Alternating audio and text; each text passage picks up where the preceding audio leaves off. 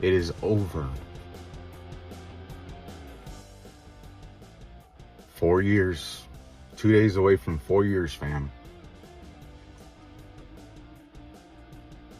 And it's over. Just walked out of court, took off my jacket, and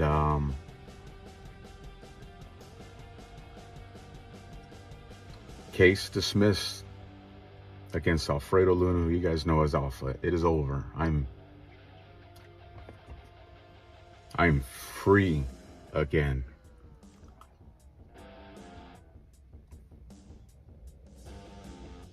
A lot going on right now. My name, I get back. Don't have to look over my shoulder. Start the process, getting off this Quad S. However, I don't even know how that's going to happen, but I am free. Rejected every plea. Stood my ground on my innocence.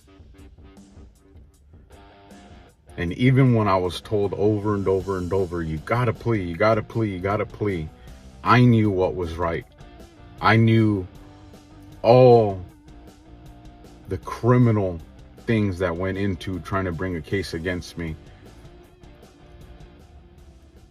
The media destroyed my name, or tried. My Second Amendment was taken from me. Everything.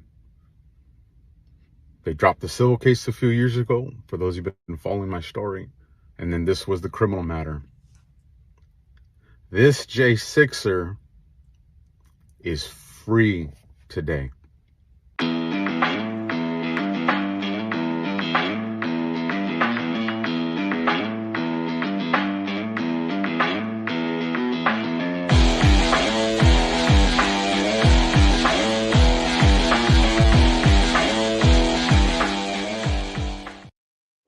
And good afternoon, everybody, and welcome to Steel News. I'm Vandersteel. Yes, you are entering the war zone, and this J6er is still free by the grace of God, because I was there that day, as were over 1 million of all of you. And again, I contend everybody in this country is a J6er today, and we have been at the hands of this lawless regime that we're now looking at T-minus 5 days. Good riddance, you pedophiles squatting over at 1600 Pennsylvania Avenue.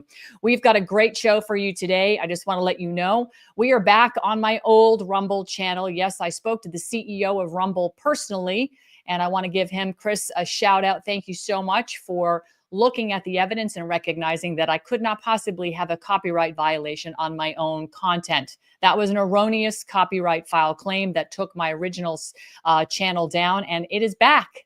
That's right. It is back along with all my old content. So if you look in the Rumble description box, you will see that that channel is also available. So we're going out to a lot more people today, and we're excited to be back again. Thank you, Rumble, for seeing it for what it really is, a fraudulent filed claim. We have got two incredible segments today, starting off with our J6 segment, because we are talking about getting out of this slave nation. We are going to free ourselves and restore the republic. My first guest, Alfredo Luna. You know him as the Alpha Warrior, decorated Marine combat. I met this gentleman 3 years ago at a Reawaken America tour in San Diego. And frankly, he changed my life. And the minute I met him, I said, dude, you are the next Joe Rogan. And Joe Rogan, as big and as wonderful as he is on some aspects, others I don't agree with. I think Alpha has what it takes to go all the way if he so chooses. It depends how much of an apple does he want to bite out. But he is a decorated Marine combat veteran, so I know he's got the mustard to take it as far as he wants. He's been awarded the Law Enforcement Medal of Valor. He survived 4 shootings as a police officer. And after having to go through everything he went through with the accusations of being a J6er and $250,000 in bail, tossed into solitary confinement and endless attacks by the government, Alpha was left to fight this alone. And like a lot of Americans that just sort of acquiesced, they pled out. Alpha didn't. He went toe-to-toe with this lawless regime from the DOJ. And even though he was arrested Inauguration Day on January 20th of 2021, stemming from a prior search of his home that turned up what they say was an unregistered rifle. He was at the time a Palm Springs Unified School District police officer. And because he was, basically summoned into based on social media posts, thought crimes, everybody. Hello, Minority Report. We're living in it. That's right. We are living in it.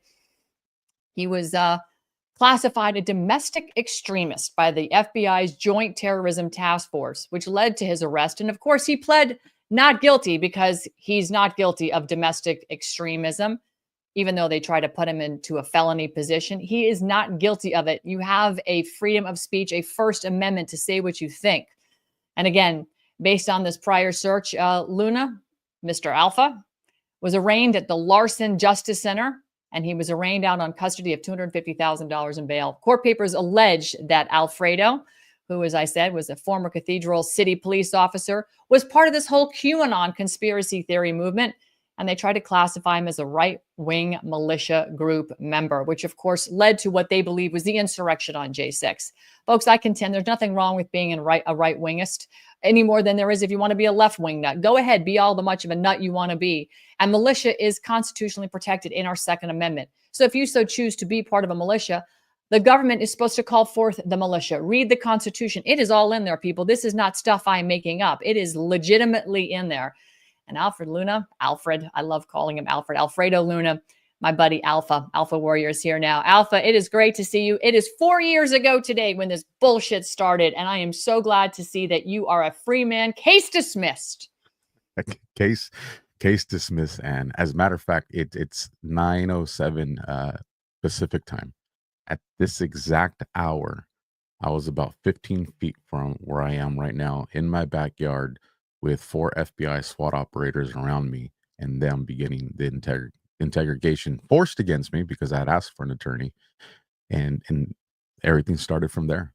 And I want to say this: first, glory to my Creator, God above. And the next one is my family, my circle, because they're the unnamed victims of the government, because everybody knows my story, but they don't realize, well, they probably do realize this, a lot of people don't acknowledge it. They had to suffer this too. Right. There's my stepdaughter, when this went down, I think it was like 2 or 3 weeks later, a bird hit our back slider and it set off the alarm to the house. And she comes running and crying into the room. She thought it was the SWAT team again. Those are the stories and things, how it impacted their little lives. Wow. The next people I want to thank is my friends and the audience, and people like you and Pete and so many others that gave me an ability to share my story. And without that, this would have been so much harder, because everybody gives you a moment for a title and a headline, and then after that it's on to the next thing. But so many of you stayed in that corner. Hey, what else do you need? How can I help you? Hey, do this and do that. And that really allowed me to fight. Because I'll tell you what, when you're taking on the largest government in the world with an open checkbook to prosecute you, all you have at that point is just faith. Yeah. Like that's it. And just knowing that I had to stand up for what was right. So many people ask, whys, and there's a lot of whys, but one of the most important ones is, and you mentioned it, in the monologue, I was a combat veteran. I saw friends get hurt and I saw friends die. I was a law enforcement officer. They tried to kill me, and one of my best friends, died in front of me in the line of duty. If I would have submitted to writing guilty on a piece of paper, knowing that it was a lie and not true, all that was in vain. And there was no way I was ever going to let that happen. Good. And you shouldn't. I mean, this is, at the end of the day, truth wins out. The wheels of justice, as they say, are incredibly, almost painfully slow, very painfully slow. I mean, I explained I've had a Rumble channel that was taken down because somebody filed a copyright claim, and it was an unjust copyright claim. It was bullshit, in fact. And I spoke to the CEO about it finally and got it rectified, but it took a year and a half. And what did that cost me in terms of my ability to get the messaging out and what little I monetize? It cost me, right? That was designed to shut me up and and hurt me. This is what I do. This is my living. I travel, right?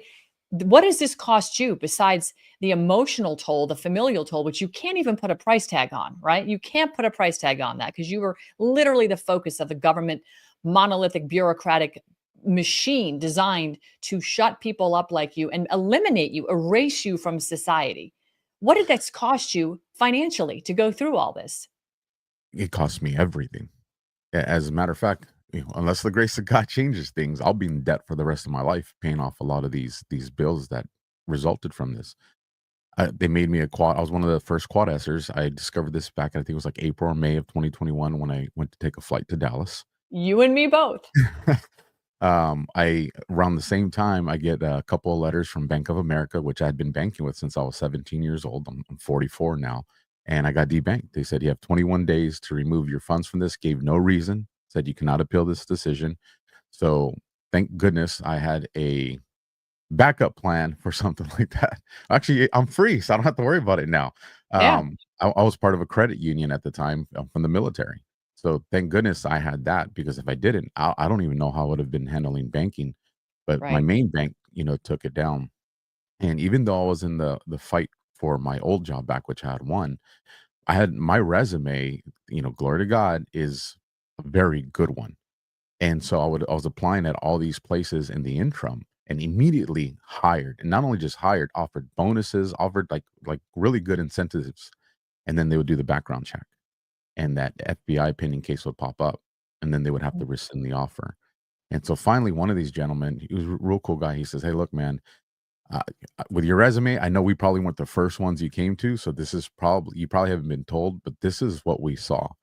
He goes, "So until this is over, you gotta stop applying because even if you win and this is off your record, it's in our internal records. So even when you Wow. come back, you're gonna be judged on this." He goes, "So you can't apply at any of these things until this is done." So at that point, I was left with either working at a fast food place or figuring it out. And that's when I said, "You know what? Let's grab a mic, let's grab a camera, and let's talk about it. Let's Yep. tell everybody what's going on." So, but and then there's the other things, the things that aren't measured monetarily. There's, your name. You're watching the local media. I mean, they do it on the mass media, but local media is your backyard. These are the Yeah. people you shop with, the people you see, and they just paint you out to be this most dangerous person. They're talking to your neighbors. Thank goodness I have good neighbors, but they just and then listen, my kids they're older. They're the high school age and older. What they have to get through their friends. Now, even though they have good friends, they're still living under this blanket of shame for something that none of us did. Yeah. I can empathize in a lot of this with you because I've gone through the mud even before J6. I've had trolls that have literally tried to destroy me and have done the most unbelievable things, including screenshotting me on podcasts, whether I was on Steve Bannon's show or whatever, and then writing things across the meme saying, "We're going to kill you." But they don't send it to me. They would text it to my children. Now you have to, my children aren't public. They are not, their stuff isn't out there, and they certainly don't publish their cell phone numbers. How did they get the cell phone numbers of my children? Well, that tells you that's government, right? This is the United States government attacking. And this all started to happen after J6. So it was, this is the kind of stuff people like us and you, obviously far worse than me. And then, of course, the people that are in prison right now, unjustly so, have had to sustain from a lawless regime that stole the election and basically conquered us in a coup d'etat. And we're finding out at a mass level just how complicit the federal government has been. In fact, I know there's a lawsuit that's been filed. Jason Fig is going to come on and talk with me about this, but he has helped develop this lawsuit for the Bollingers and for Mike Adams, the Truth About Cancer folks, and Mike Adams, Health Ranger, against the United States government for their role in the censorship. And it is absolutely massive. It doesn't just include our government, but it's conspiracy with other governments around the world to silence people. And they've used so many tactics. So essentially, what they did to you was try to silence you and erase you and make you bankrupt and disappear. But you fought back, and you fought back with your voice, which is why it has always been protected, our First Amendment. I want you to kind of walk us through a little bit, Alpha, about that journey for you to step into the mic, because I met you about that time when you first stepped up, and I was like, wow, who is this guy? No, absolutely. So I had been watching a lot of podcasts and alternative media, and I saw that a lot of people were taking the information right there, but there was just a little bit more that I knew was there, and I wouldn't see a whole lot of people talking about it. Sometimes nobody, and it was very frustrating. And I understand that there was a lot of people that you knew was immediately deplatformed on because you didn't have a lot of places to run to once you got deplatformed and your voice removed from you. And so I said, you know what the heck? I'm gonna give this a shot. I never would have thought I would have been behind a microphone and a camera. I didn't even like doing sound bites as a detective when the media wanted to know something about a homicide or an investigation. But I said, let's just give it a shot. And I knew it would take time, to develop notoriety for people to develop the trust in me. And so I hear about this Reawaken conference, and I'm like, a lot of great voices are going there. Let me just see who I can get to talk to me. And you and another great gentleman, a lot of people I met, but you two are the ones that stood out in this because when I walked away from it, and I'm glad you remember when you made the Joe Rogan comment, that has sustained me so many times. And when I was like, It's true. this is rough. This is rough. And I was just like, you know what? If she saw it in me and others saw it in me, I got to remember to keep seeing this in me and just keep pushing because it's frustrating when you get deplatformed. I was doing a live stream. This is back in the old Twitter days, excuse me, Yeah. with Dr. Sherry Tenpenny. And YouTube and Twitter took me down right in the middle of the live stream. And so when you lose, your two biggest audiences, you're just like, now what? And it's you just got to rebuild Yeah. and try again. And so it's been doing that. Now I wouldn't what happened to me, I wouldn't wish it on anybody, but at the same time, I wouldn't wish it didn't happen to me. And the Yeah. reason being is as awful as it was, it also put me in a position to help way more people than I ever would have as a police officer. Oh The gosh, yeah. the stories, the emails, the DMs, the cards that people mail, sharing the impact of a guest I brought on or a story I shared or insights or an analysis that I gave to see how it helped people make critical decisions in their life. That makes it worth it. And so even before we got to the news of them dismissing my case, I knew even if this doesn't turn out the way I want and this corrupt judicial system puts me behind bars for a period of time, I still won. I still won because they can't undo the impact I've had on all these people. Exactly. That's exactly right. And frankly, that is what I think sustains anybody that decides to put themselves out there like you do, like I do, like many do now. I mean, when I first started doing this, the amount of voices out there were very few. Today, there are millions of people out there that are stepping up and having an impact because we are all seeing the facts lay bare before us for what they really are, which is true tyranny that is coming at us in the form of our United States government, all of their agencies, which are unconstitutional, and of course, the collaboration of other governments worldwide. And because of citizen journalism, which is now by far eclipsed mainstream media anywhere in the world, we're getting the truth out there about Macron's wife, who Justin Trudeau is, Joe Biden and Hunter and his pedophilic tendencies, and not everything. It's all coming out there. They can't stop it now. Even the great FBI has now been exposed as being nothing but a bunch of brown shirted thugs that are domestic extremists. They are the Nazis in our country trying to silence us. And while they're projecting that on all of us, they in fact are the true Nazis that are acting as such. And I say that, and I don't mean disrespect to the few that are in there still that are good. And there are a few. But at this point, I have to say, if you're not one of the whistleblowers being one of the good guys, then I can't really defend you anymore at this point. So you put out a post when you got your case dismissed. And I want to put that up because this post is, first of all, was exciting to me.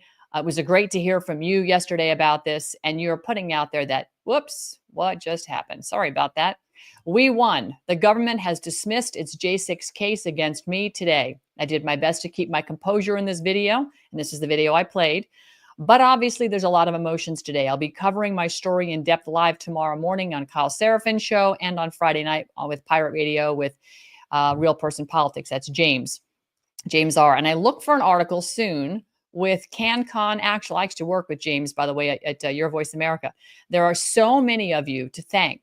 And I will do my best to thank you all over the next few days. Just know that my heart is very grateful reaching every one of you. These three men have become my brothers. And it's a really beautiful, heartfelt message.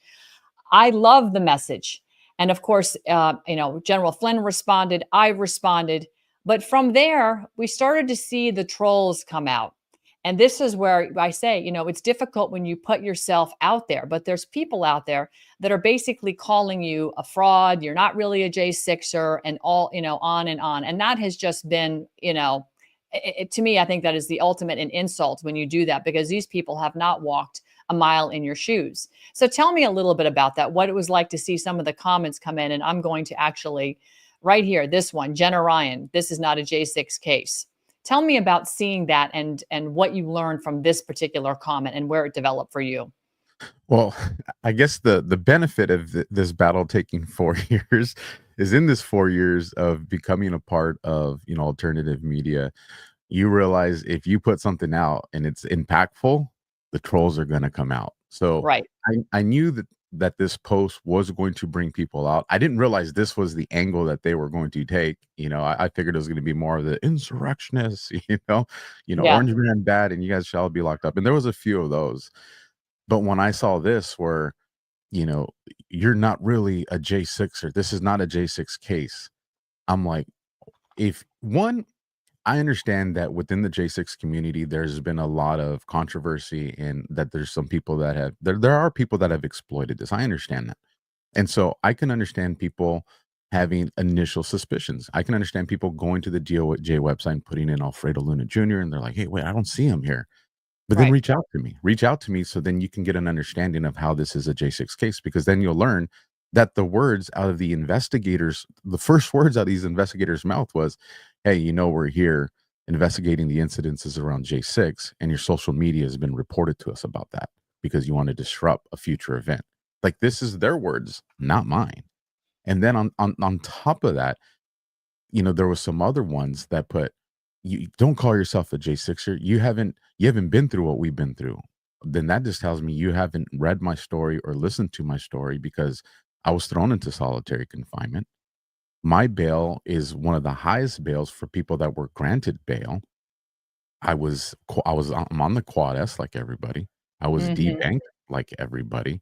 And Mm-hmm. even mainstream media, granted it's mainstream media, but they still put my story out there with all the other brothers and sisters in J6. So when they started doing this, I was just like, and then I noticed it all came kind of together, and then they all were commenting together. So, Yeah. my job as a detective was operational planning. So I immediately said, there looks like there's a there here. So let me start Mm-hmm. looking into some of these profiles. And then I saw something very consistent. All the people that were calling me a fake J6er are also people that have attacked people like General Flynn and you and others, the quote Yep. unquote Flynn network. And that's when I was like, oh, this makes sense. Because Yeah. and I've said this before, and I'll say it again. If you want to say that I'm grifting off the J6 movement, how about you talk to the J6ers out there? Because when I started my podcast, there was three goals that I had. The first one was being a voice for all of us J6ers. The second one was talking about that thing they wanted to put into everybody's body. And then the third thing was talking about the elections that they also didn't want to talk about. These were my three main objectives. And so from that point, I have had dozens and dozens of J6ers on my platform to share their story. I have helped J6ers crowdfund for themselves to raise money at a time when I needed money myself. Can I interrupt you really quick, Alpha? When you've interviewed a lot of J6ers, I've interviewed a bunch. Who stands out to you as somebody that you think was emblematic of a role model for a J6er? Who has been the person that you would go, wow, I'm leaning into what they're doing because of X, Y, and Z? You know, his name's probably not popular. A lot of people may not recognize him outside of the community, but it's JD Rivera. Okay. And he's out of Florida. Yep. And when I saw this man's story, and then when I talked to him about it, one, to as a role model for me, to see him maintain his faith and when things were obviously, this is a time when there was little ways to find hope, given we're still under this Biden administration, and he maintained that hope. But then on top of that, I could see his worry. This man had no fear to go to prison. He had one worry, and that only worry was his family. How was his family going to be taken care of while he was gone for the months that they sentenced him? And he's actually one of the ones that I brought on my show. Also brought him on the Sit Rep show, veteran show, and we in the period of about 48 hours, were able to raise over $20,000 for this man. So his family was not going to have to worry about rent payments the entire time he was gone. And we're also able to get people to contribute to, grocery fund for his family. And just knowing that we were able to take a little bit of some of the worry that he was going to have to sustain. And then the reason he's still a role model is he was one of the ones that went away fairly early in this evolution of things. Yeah. And when he came out, he was still in the fight. Like Yeah. he didn't come out and be like, okay, this is done. I served, my time. This is behind me. I want to forget it. No, he stayed actively in the fight. He was still, he was preaching to people in prison. He even got a Bible for a guy that speaks a language he didn't understand, but they were able to figure it out. I mean, this man's dedication to just helping people at a time when he needed help the most in his life is one of the reasons I respect JD so much. Yeah, I had the opportunity to interview him as well, gosh, a while ago. And it's when I was living on the other coast in Florida. And I remember talking to him, and it was just heartbreaking listening to this story. But at the same token, I recall he had such an inner peace and inner strength. He wasn't afraid. He was literally not afraid. And you look at people like Kirsten Niemela, right? She's been another one, a warrior, and she's gone out of her way to go and help other people in all sorts of situations, including most recently, she was in North Carolina delivering things and helping people and going on 4x4s up into the hills to deliver, supplies to people that lost everything. This is, I think, probably very, I don't want to say typical, but it is somewhat typical of J6ers who are resilient, those that have gone through this and seen the worst of our government and seen the worst of just the corruption aspect of it all, and those that were entrapped. I mean, how many little old ladies walked into the Capitol because the doors were opened by somebody that looked like Capitol Police? I really think a lot of those Capitol Police officers, frankly, were FBI or others in the government that were wearing Capitol Police officers' uniforms, frankly, to entrap people. Just like Ray Epps, hurting and shepherding people by the thousands from all over the place we're going to go in the Capitol and all this stuff. So, I really admire your position on this, because you're right. He is a lesser known name, but I do recall talking to him myself, and you may have been the one that introduced me. I don't recall who introduced me to him or how he got my phone number. It might've been from you, but yeah, quiet strength, very quiet strength. Absolutely. To the point about the FBI and the crowd. So for those that don't know my background, it was in law enforcement, and I planned tactical operations when I was a detective. Yeah. And when the FBI a few weeks ago released the documents of, we had 19 or whatever the number was, when they were very specific, we had 19 UCs. Well, one I Undercovers. already, and yeah, undercovers. As soon as and I've had conversations with Kyle and some others, and we all agree on this, they were playing the word game, because that can be a factual statement, but it doesn't mean that's all. It's all, because you have terms, you have assets, you have plain clothes, you have, the question to ask them now is, how many employees or how many people of your knowledge were there for a specific reason tied to what you were doing? And I bet you that number exponentially grows, and it would be. And the proof behind this is, and most people in law enforcement will know this if they've ever been part of an operation, you plan according to the crowd size. So Right. you're not just going to have 19 people involved in something with hundreds of thousands, if not millions of people. Right. So I spoke to somebody the other day who's in the intelligence world, and I'm not going to put anybody's name on blast, but I know the gentleman in which he's referring to, somebody who actually used geofencing and actually has the geofencing data of every cell phone that was there that day and the locations of them. I'm wondering if that information is going to make its way into a real J6 select committee and they're going to actually look, and we'll be able to determine how many were actual feds and how many were just, they are patriots there to, have their grievances redressed. I have to believe that is going to come out. I do not believe that anybody who was there that entrapped others will get away with this. And I think, I'm asking you, what do you think the punishment for those people should be? The actual entrappers. Well, the one thing, and make sure you communicate these to your people, because we've used this software before in law enforcement. Hmm. And if they just request the data that they use in the investigations, that's not all of it. They need to request everything from the moment that they started using that software, because if they have people they know are going to be there, they can plug those numbers into the system, so the system bypasses it and doesn't pick them up. So you can actually have results that print out that don't have anybody's information. So they need the entire operational data Interesting. using that, because then that's going to show, oh, these numbers were bypassed, and then you can ask the questions, why were these numbers bypassed? And then it's, because they were inside the crowd. I think the punishment should absolutely be what fitting to whatever the allegation is. And in this case, we're looking at a lot of treason. We're Oh looking God, at yeah. that they were the ones that were trying to not trying to steal. They stole an election, Oh yeah. and that is treason. And if they're found guilty for that, well, we know what the price for treason is. Yeah. Yes, we do. It's a hefty price, that's for sure. It's a hefty price. Um, you've made a lot of so you've been working on yourself for the last actually, before I move into that phase of the questions, is there anything else that you want to add to, from your position, because you are law enforcement, you have a very good career in law enforcement, you've been seen and done, and you've done a lot of investigations. If you were running this J6 investigation, I know you've watched Ivan and his, Secretary of Retribution, and he's mapped out all of the players. I think he's done an incredible job being very articulate and specific about who the key players are, including Liz Cheney and Nancy Pelosi, but going down to Paul Pelosi and the sergeant at arms and all, the Capitol Police, architect, etc.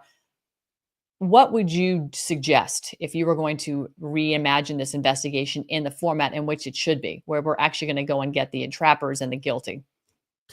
The first thing is you have to review every case against every J6er that took place, and not just the ones that they brought, charges against. Every house that was raided, every person that was detained at work, every person that was called saying, "Hey, come into this field office." Every one of those things needs to be investigated, and the source of where that particular person came from needs to be investigated. Then you need to look at these agents, and they have to be investigated. You need to look into personnel files. You need to look into history. You need to see what kind of, are a lot of these people from the same class when it came through, the FBI training? Did a lot of these people work for the same supervisors? Because corruption is going to keep their network of corruption no matter how far they span out. And that's going to help you kind of develop the network of these people. And then you can go after them, because at the end of the day, these people are taking orders from someone. And we obviously, I specifically want justice brought to all these agents that defiled our oath.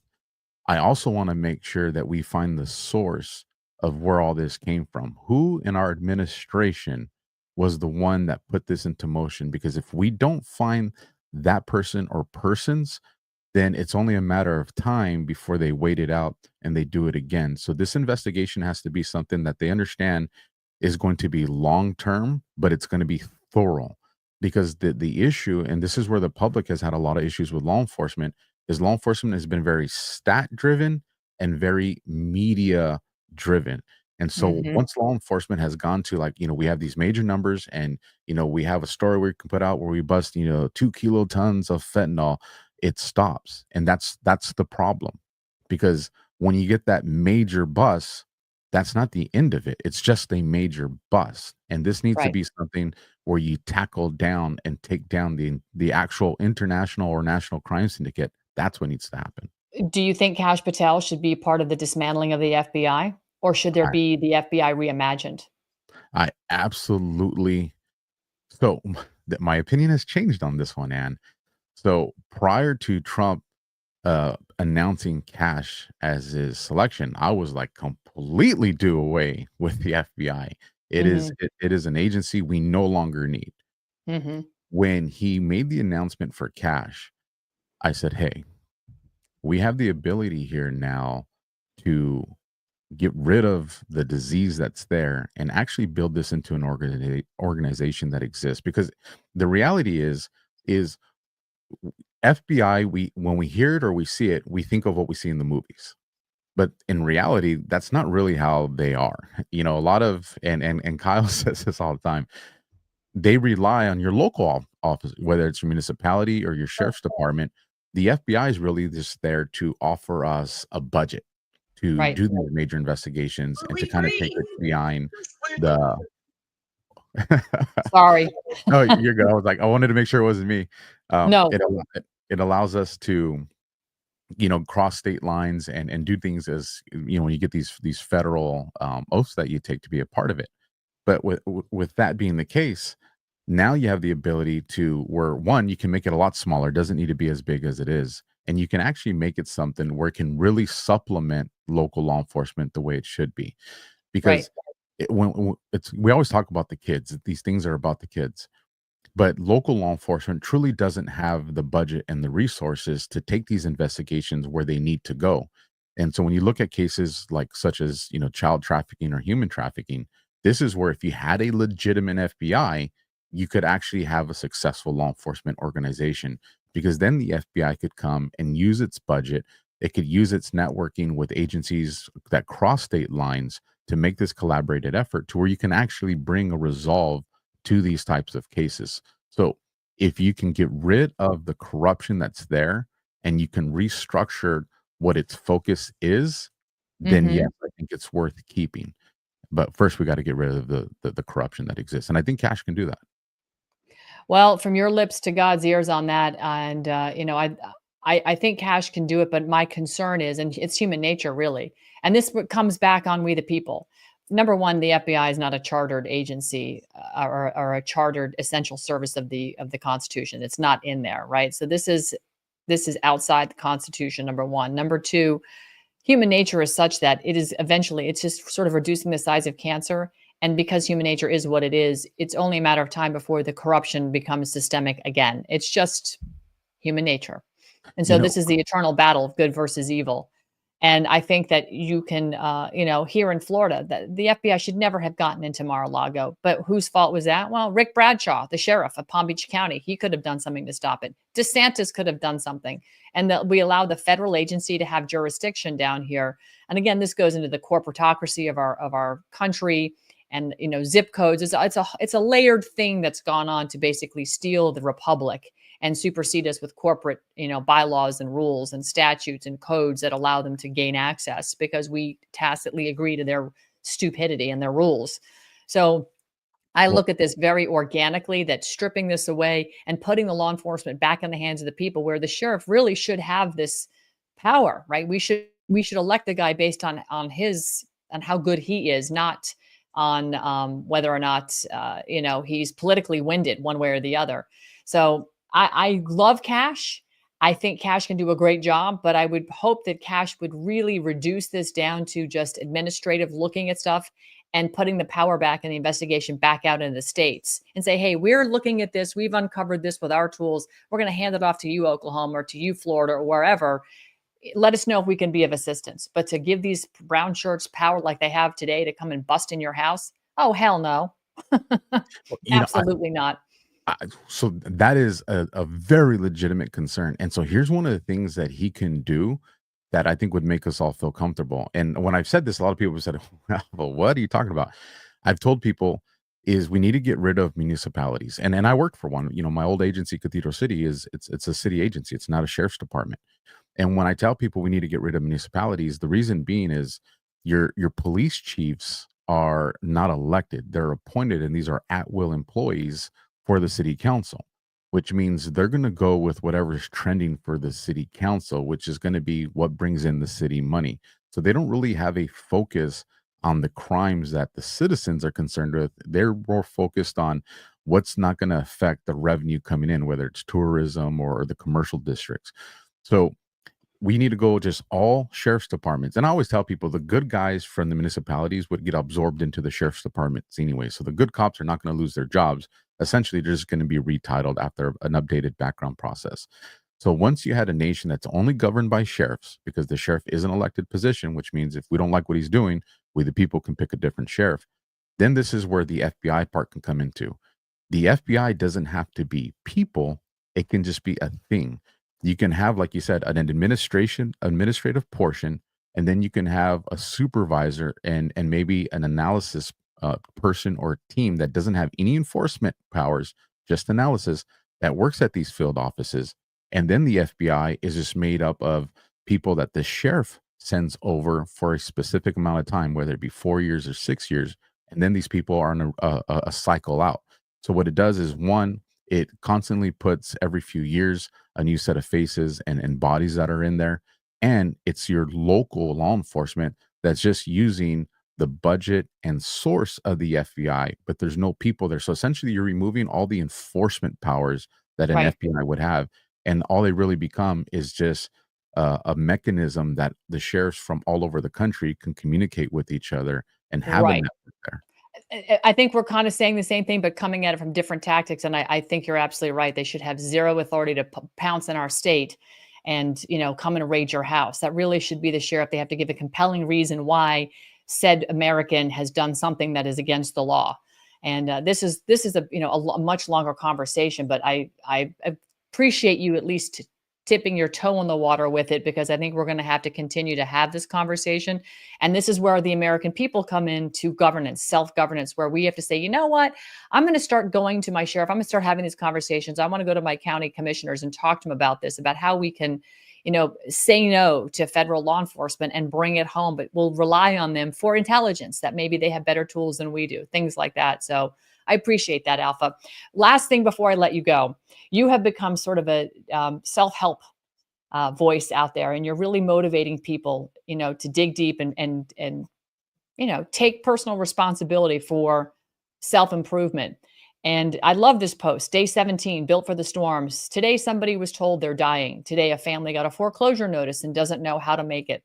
That's real pain. That's real struggle. Now, imagine the mental resilience and grit it takes to keep moving forward when your entire world is falling apart. These cold plunges, they're more than a challenge, they're training for life. Every second in this freezing water is preparing us for the storms we can't see coming. Pain isn't the enemy, it's the forge. We're not here to crumble. We're here to endure, fight, and rise. Get stronger now, because one day you'll need it. And you've launched these cold plunges where you get in a pool or you stick your head in a ice bath or whatever. But it's becoming kind of a cult thing in a good way, where people are really engaging with this. What made you decide to do this, and how did you come up with this idea? I wanted to continue to challenge myself. I, I going to the gym is a challenge, but it's also something I enjoy doing. I wanted to challenge myself, something that you just can't get comfortable with, but you have to do every day or very often.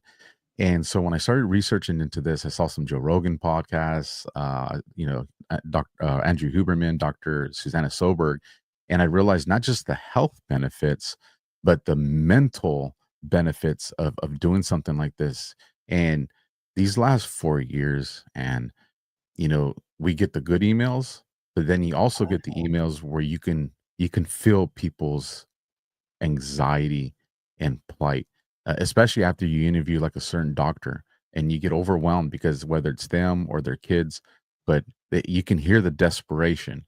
And what I've learned through a lot of these letters and emails and even personal conversations I've had with people is a lot of people have not developed this internal strength to deal with tragedy that's beyond just normal, the ups and downs of life.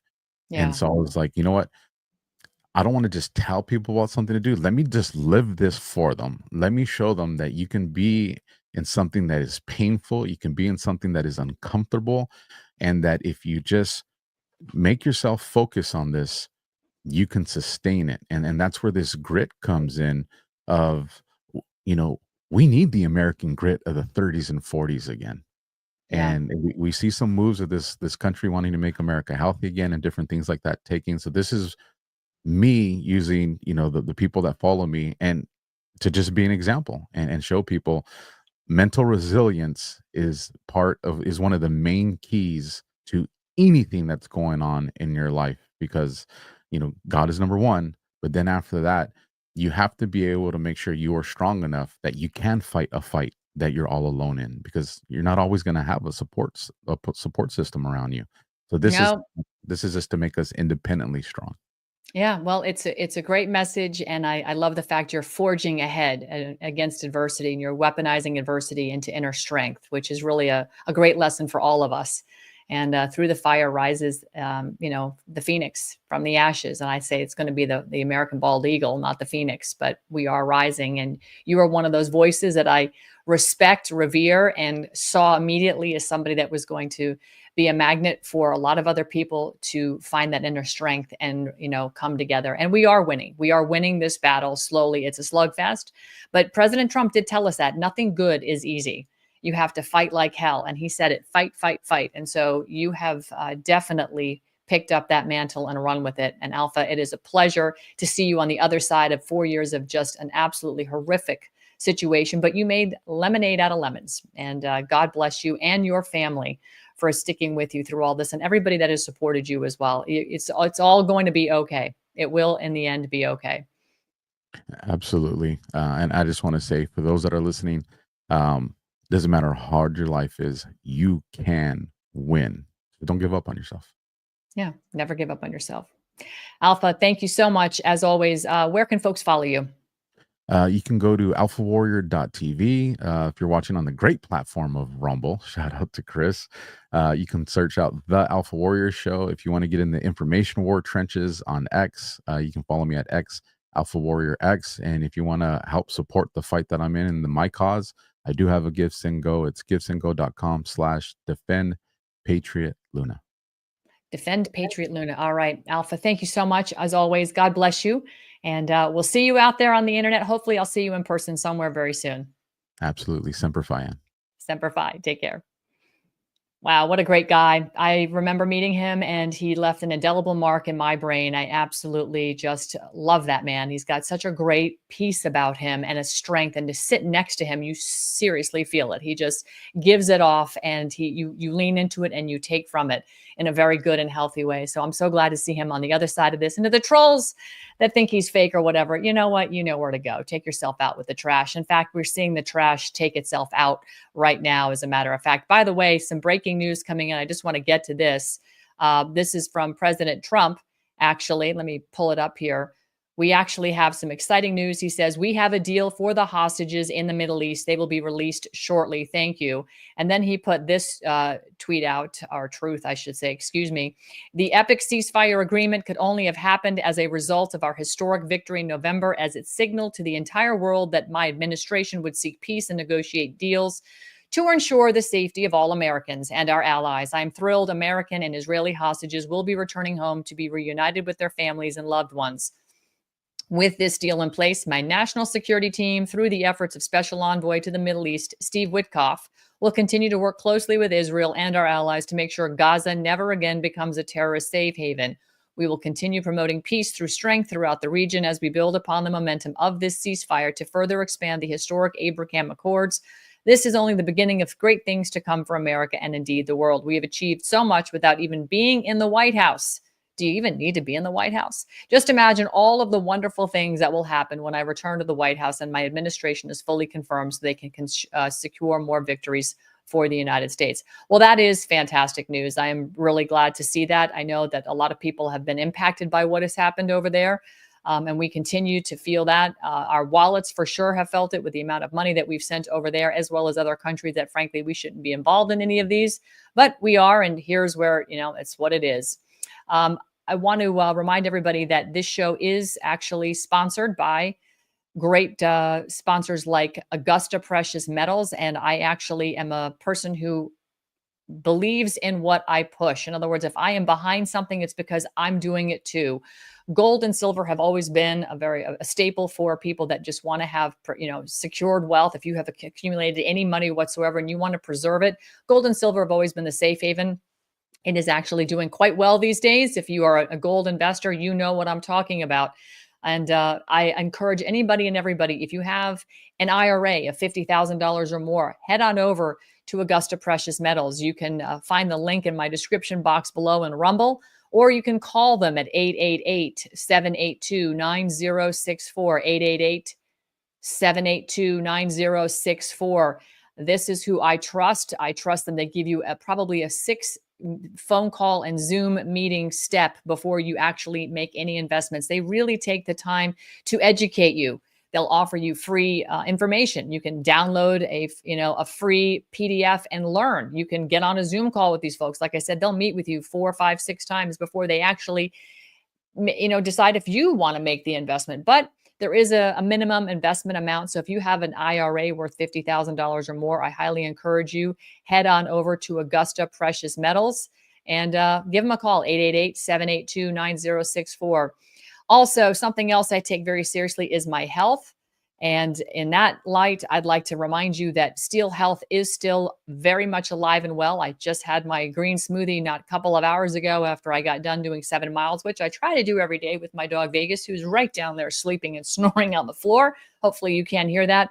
But this is a wonderful superfood solution for people who are looking to just maintain a healthy lifestyle, whether you want to lose weight, maintain, or build muscle. Pure plant-based protein is a wonderful solution. In addition to, they have hundreds of other products from beet juice and cherry juice and vitamins and dog supplements, children's supplements. There is a lot of different products that are in the superfood realm. And if you go on over to vandersteelhealth.com, vandersteelhealth.com, you can, get a coupon that'll save you a significant amount of money on your first order. So I highly recommend that you check that out as well.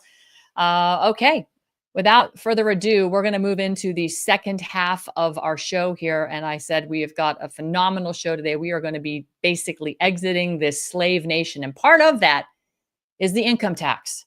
And President Trump has been alluding to that for quite some time. I believe members of Congress have just put forth a memo or a bill to dismantle the IRS, abolish it, which frankly it should be. My father's always said, fight organized crime, abolish the IRS. Well, we're going to have our next guests on that are going to be talking. Joe Bannister, who was a former IRS agent, has also now been a big voice out there. We had Sherry Peel Jackson on a few months ago. She was also a former IRS agent, another big voice, as well as Payman Madahede, who has got Freedom Law School. And he has been a massive resource for patriots all over the country to help get them out of, basically donating money to a government that continues to donate that money to our adversaries and to people that don't benefit us. Hell, they're donating it to the United Nations that is flooding our country with millions of illegals. Defund the UN, exit the UN, and we can close our borders. And that's a big part of solving the problem in this country. It's going to save us billions of dollars and a lot of headaches with crime and drugs and rape and trafficking, et cetera, et cetera, et cetera. So without further ado, I am going to cut us over to the next segment, and I'm going to give you a little bit of a teaser on what's coming. Thanks for sticking with us. I appreciate it.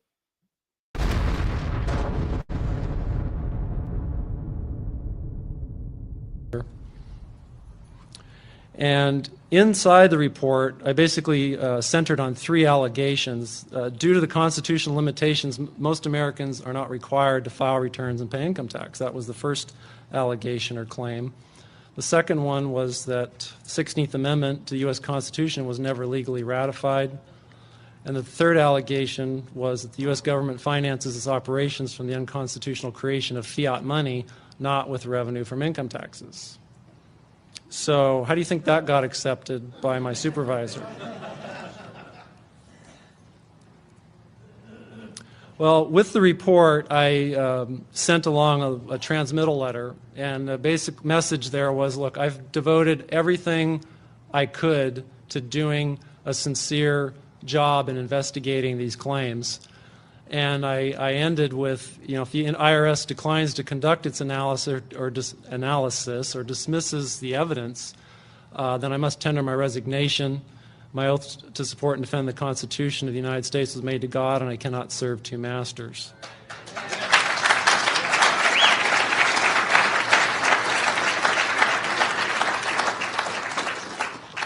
Well, naive little Joe who thinks that maybe all these other agents that took the same oath that I did and are supposed to abide by the same guidelines that I did.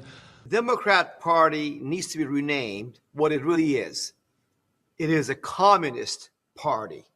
So the labels don't matter. Back in Soviet Union, You know, they didn't call themselves necessarily communists. They call themselves Bolsheviks. So the Democratic Party is completely taken over, hijacked by communists. Then you got the rhinos, the Republican Party. Then you got us, the Trump America First people, who like Congressman Ron Paul for America, freedom, the Constitution first. Stop filing and paying income tax and help the IRS employ lower. One of the things they keep doing in the media, which is a big problem, is they keep painting the IRS as this powerful entity. And one of the things I want American people to know, folks, they are not powerful. It's all propaganda and lies again. For example, the 87,000 IRS agent you keep hearing about. There's a lie. IRS has only about 80,000 agents, and by 2008, IRS says over 50,000 or 80,000 will be gone, mostly by retirement. So Congress allowed the IRS to hire 8,700 new employees every year for 10 years to make up for that. And most of these employees are not gun-carrying agents like Joe Vandersteel was. Vast numbers of them are simply clerks who take your paper returns and type them up on the IRS's antiquated 1960s computers. So if people take the time, go to our website and see for themselves, IRS is over 99% bluff and is literally imploding like the communist Soviet Union. We could have this beast destroyed. We can have the deep state destroyed a lot sooner, even before Trump gets into office. How ripe it is for investigating by the government as to what the truth is about the federal income tax system. So Mr. Trump, President Trump is certainly my man. He was in 2016 and 2020. And I think he's clearly a candidate that cares about our country. And our country it's on life support. It needs a doctor, a trauma surgeon, and Donald Trump is the only trauma surgeon running. There is no law, and to date, nobody has been able to show that there is a law for the average American citizen working day in and day out to pay an income tax. But We the People Foundation for Constitutional Education put a full-page ad in the USA Today on July 7th, 2000. And within the body of that ad was a $50,000 challenge for anyone that could show the law. And to me, $50,000 is a lot of money. So I went after that and did the research based on the fact that I thought, let's put this baby to bed. I'm hearing all these rumors. I'm going to kill two birds with one stone. I'll answer these people's questions that are asking me, and then I'll win this $50,000. And, based on the research that I did throughout the year 2000 and that I'm still doing, I have not found that law. I've asked Congress. We've asked a lot of people in the IRS commissioners, helpers. They can't answer, because if they answer, the American people are going to know that this whole thing is a fraud. There is no law. There is no law that requires the average American worker in the private sector to pay a direct, unapportioned tax on their labor and compensation for services. There is no law. I really expected that, of course, there's a law that you can point to in the law book, the code that requires you to file a tax return. Of course there is. Maybe I don't know what it is right then as he was speaking to me, but sure. So naively, I agreed to go off and research it and get back to him. 3.5 months later, I was at that point where I couldn't find the statute that clearly made a person liable, at least not me and most people I know, and I had no choice in my mind except to resign. I had to leave the IRS because I presented evidence that I had accumulated indicating that the agency was violating the law and violating people's rights. And I asked the agency for a response to my sincere concerns. And the answer I got was that they would not respond to my concerns and that they would provide me with the paperwork necessary to tender my resignation. You can look through the statutes and look for the law that requires you to pay. And when you do that, you can't identify a law that requires the average person in America who earns a wage and works in private business to pay an income tax. American citizens, along with the foundation, have been asking the IRS to specifically provide them with the underlying legal foundation upon which They administer and enforce the personal income tax laws in our country. At the national level, when people would attempt to contact somebody of a much higher authority, say the commissioner, same kind of thing. They would get answers that were in effect non-answers. You have to understand that an agency which will unlawfully impose a tax that doesn't exist is not going to care. If we, the people, don't know what our rights are, they're not going to tell us. If Americans just learned that the IRS was actually knowingly deceiving them, that would be enough for them to rise up and put a stop to it. 100% of what is collected is absorbed solely by interest on the federal debt.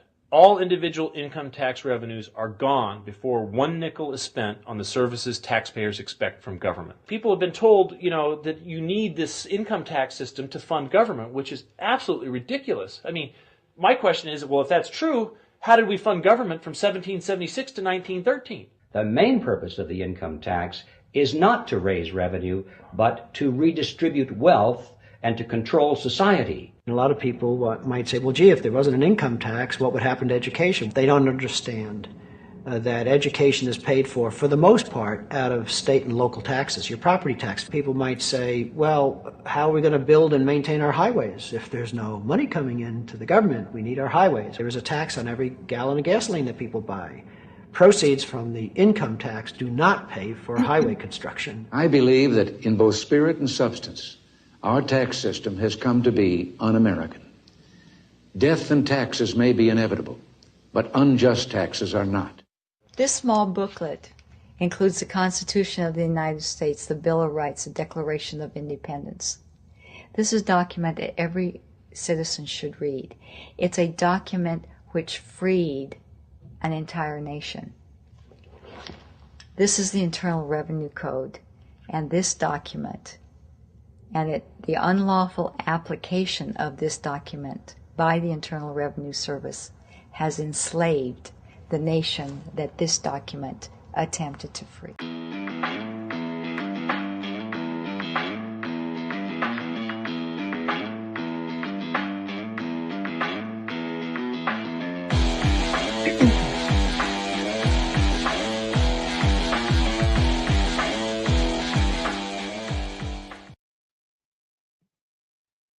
Well, there you go. That was a 9-minute montage of a lot of great information questioning the legality of the 16th Amendment. Title 26, in fact, never enabled or enacted into positive law. It has been a sham, frankly. It has been a complete crime against our country and, frankly, humanity, because humanity has been impacted by the IRS as these dollars that come in get basically offshored and used for nefarious purposes. None of the money the federal government has ever taken from any of us has ever been put to anything that is good. It has been put to everything that is evil and is wrong with our country and with our world. So the question remains, do you legally have to pay income tax? What is this all about, by the way, with President Trump's recent Truth Social posting about creating an external revenue service? Let me show you this right here, because I think this is freaking fantastic myself, where he talks about it and he says, let's see if I can make it a little bit bigger for everybody. For far too long, he says, we have relied on taxing our great people using the Internal Revenue Service, IRS. My father used to refer to that as organized crime or the Infernal Revenue Service. Through soft and pathetically weak trade agreements, the American economy has delivered growth and prosperity to the world while taxing ourselves. It's like self-flagellation. Hello, just light a match and self-immolate here. It is time for that to change. I am today announcing that I will create the External Revenue Service to collect our tariffs, duties, and all revenue that come from foreign sources. We will begin charging those that make money off us with trade, and they will start paying, finally, their fair share. January 20th, 2025 will be the birth date of the External Revenue Service.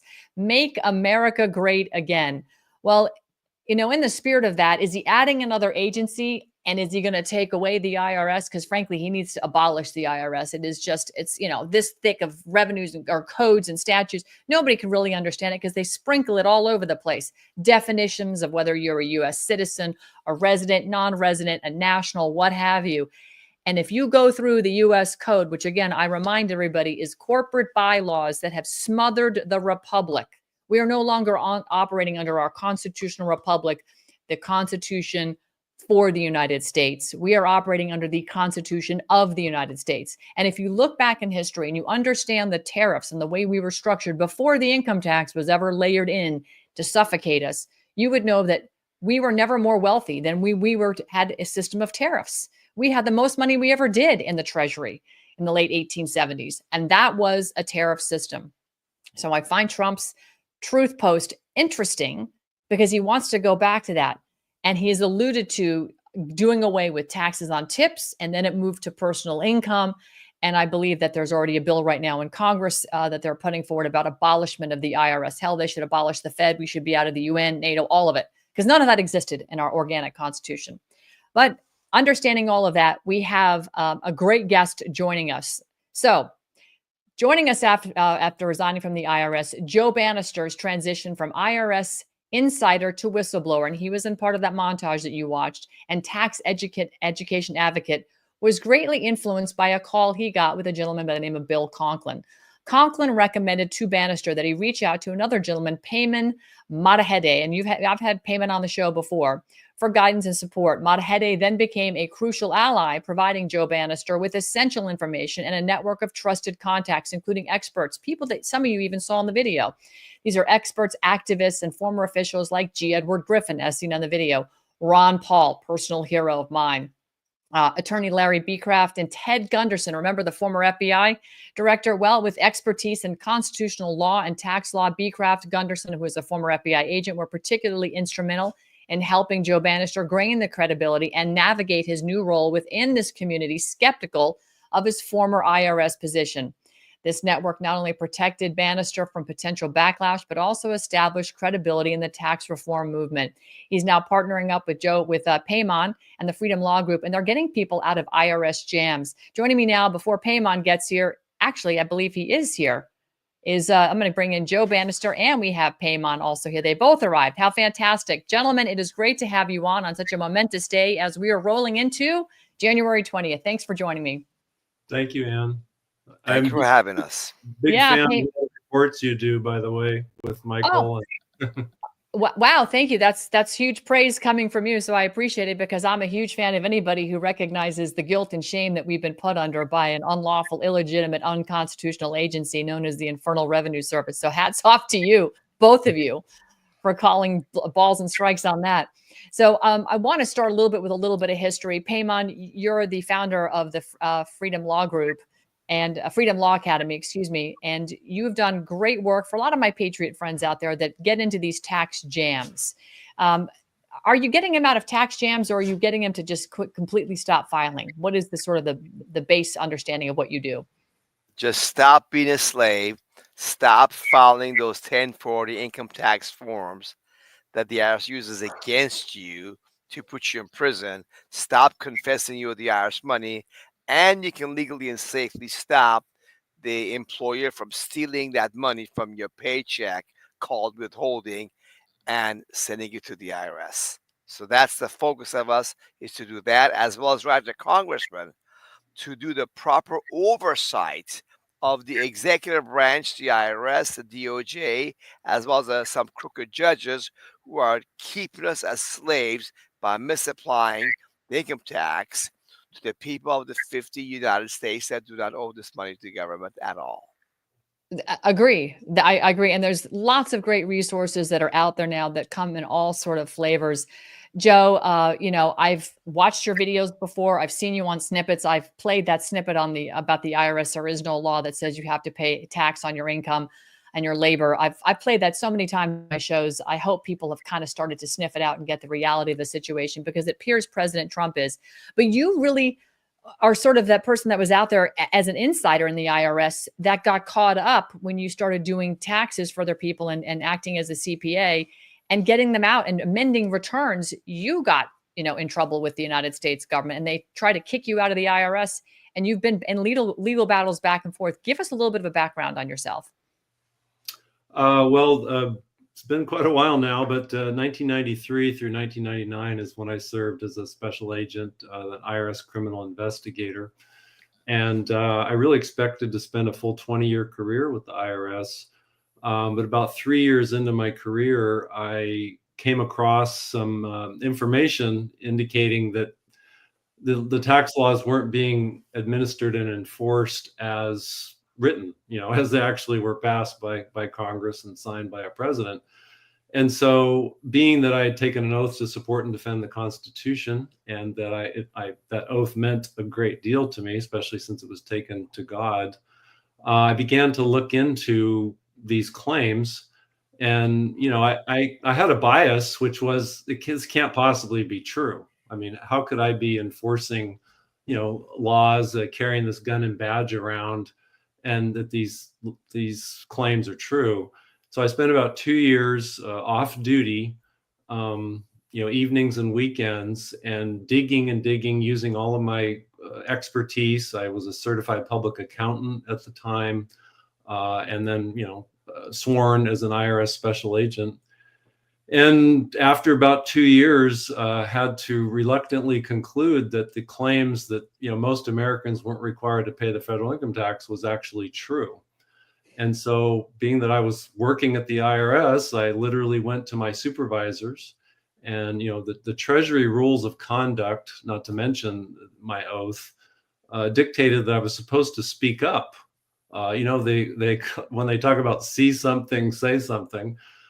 Treasury rules of conduct have a similar duty that you're supposed to let your supervisors know if you encounter fraud, waste, or abuse. So, of course, seeing evidence that the agency as a whole was actually enforcing the income tax outside of the boundaries of the law, I had a duty to speak up. So I did. And, everyone that I spoke up to at the IRS took the same oath that I did. But unfortunately, they didn't see their duty the same way I saw mine. And I was basically suggested that I resign from my position. So I resigned on my birthday on February 25th, 1999. Interestingly enough, the birth of the income tax was February 25th, 1913. And I was born February 25th, 1963. And I resigned on February 25th, 1999. So there's something. God has a funny sense of humor, doesn't he? Yes. So after I left the IRS in February of 99, I began to just continue to seek answers, petitioning the government, which of course Paymon has a lot of guidance about doing, petitioning for redress of grievances. Hey, I've got all this evidence that I gathered as an IRS criminal investigator, and it's indicating that there's, the IRS is basically operating outside of the laws that have been passed by Congress and signed by, previous presidents. What's going on here? And as you mentioned, then by the time 2004 came about 5 years after I had resigned, they decided, well, I know what we'll do. Let's rope Joe into a conspiracy with one of his clients that he filed false federal refund claims on federal amended tax returns. And so that led me to being indicted in November of 2004. And my criminal trial was in June of 2005. And amazingly, not to me, but to the jury, here I was sitting being accused of preparing a bunch of false tax returns. And none of the government witnesses could point to a single false entry, paragraph, section, or page on the tax returns that I had prepared. And so the jurors are scratching their heads saying, well, wait a second, we're here because they say that this guy sitting at the defense table has prepared these tax returns falsely and then signed under penalty of perjury that they were true. Where's the false entries? And the government couldn't come up with any because there weren't any. And the jury's saying, well, why are we here? Why are you prosecuting this guy? And so, thankfully and deservedly, I was acquitted of all those charges. And that was way back in June of 2005. Yeah, it's unbelievably, shall we say, exhilarating to see and to sit across the computer from you right now. Because again, people have said to me for years, "And you're crazy. This isn't true. It's all patriot mythology that, this whole corporation thing is fake. And, the US code is real." Well, it is real if you're talking about a corporate government, which we have, right? We do have a real problem. And so we have layers upon layers upon layers. And, Paymon, in that instance, you've had to decipher this. You have 30 years, I think, under your belt where you've had success after success after success. And here we are listening to Joe, same thing, guy from the inside understood that the people were getting ripped off from their own government. And he was realizing he was breaking laws. He was doing something against the Constitution, hurting the people. So he stepped into the ring and took on Goliath and won. Absolutely won. Acquitted right here. Jury acquits former IRS special agent of felony tax charges. Paymon, give us sort of a look at how many people like Joe you've run across that come from the inside, but compare that to how many people that aren't insiders that have come to you having been destroyed by the IRS. And how have you sorted this out? What's that journey been like? Well, actually, the reality is that IRS is a big myth. Okay, when you stop filing 1040 income tax confession form, IRS has chosen to leave you alone since 2016. There's about 80 million non-filers according to IRS's own best estimates. So it's a myth that IRS comes after you if you file, if you don't file. It's when you file that they mess with you because you signed under oath. They'll deal with the IRS money. You're asking for all kind of breaks, exemptions, and credits and deductions, from that confession you gave on your own. So the best thing to do is for people to just simply don't file. You will be left alone by the IRS over 99.9% of the time. All of this is at Freedom Law School's website for free at freedomlawschool.org. And people don't need to be afraid of the government. The good news is this communist organization, it's really slavery. IRS is actually falling apart from within, just like the former communist Soviet Union did. So that is something that people find very unbelievable, but they can see that all the documentation from U.S. government's official legal websites and reports at freedomlawschool.org. And I want to work with Trump, if I can get to him, that we need to tax imports. We need to tax people that come to work in America as immigrants. They can pay income tax because they have the privilege of coming to work in here. Also, Harvard and these universities that bring foreign students, we can tax that as well. So they don't get to make more money from those immigrants too. We the people do. We can get rid of the income tax completely, lawfully and safely, and still be completely 100% safe like we had in the 1900s. Well, so let's walk through that. And I'm going to ask each of you to kind of give your position on this. Let's just say tomorrow, or let's say Trump's in office. It's January 21st. He's been in office and he has got Congress to agree, and they're going to now abolish the IRS. It's gone. There'll be nobody collecting revenue.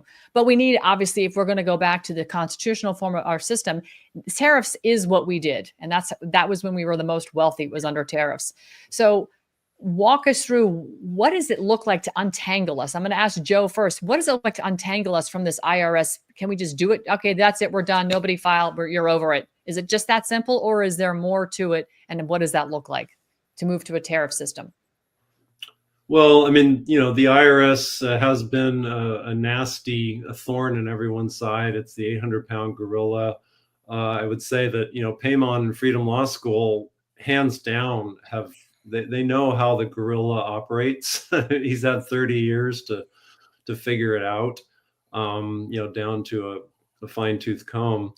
But the fact of the matter is the laws as written don't embrace the average American living and working in the United States. That's a fact. And so what we need is for, honorable people in an administration to just simply look at the facts, recognize the facts, and recognize that the IRS is enforcing the income tax, outside of the boundaries of the law.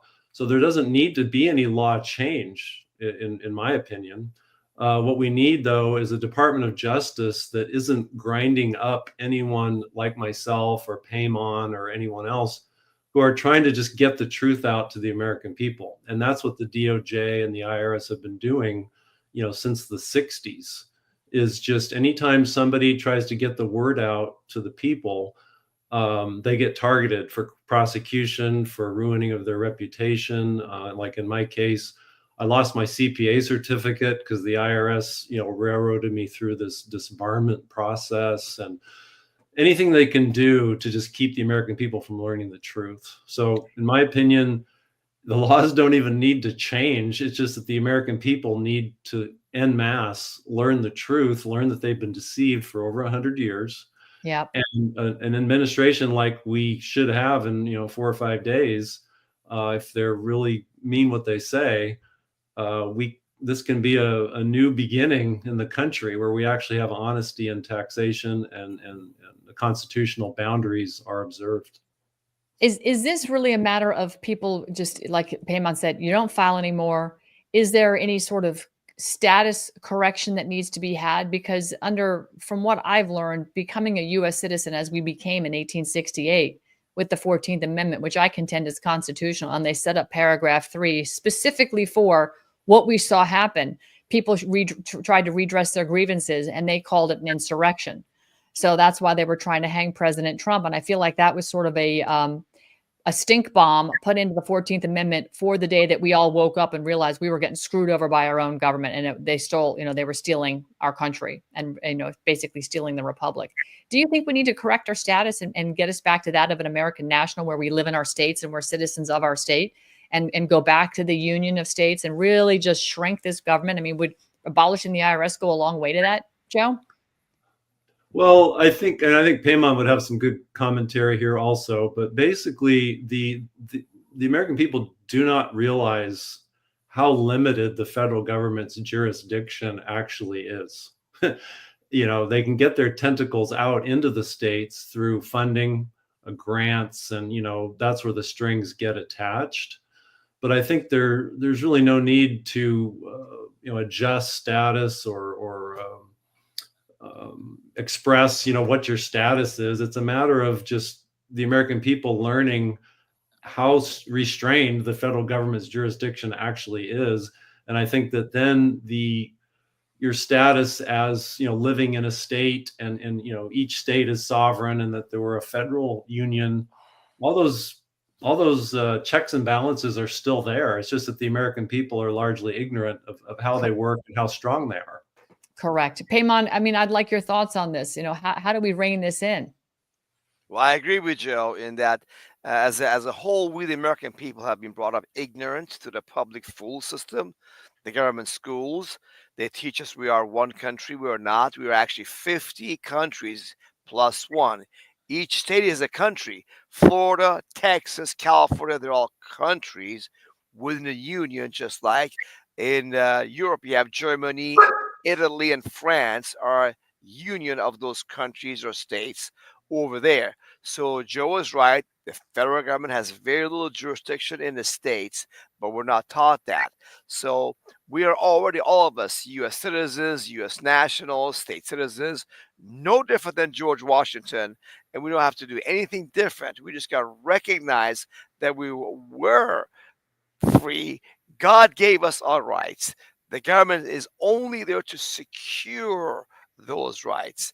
And they just deceived us. For example, they use in the tax laws the term U.S. citizen, and we think, oh, that means me. I'm from America. But they use deception.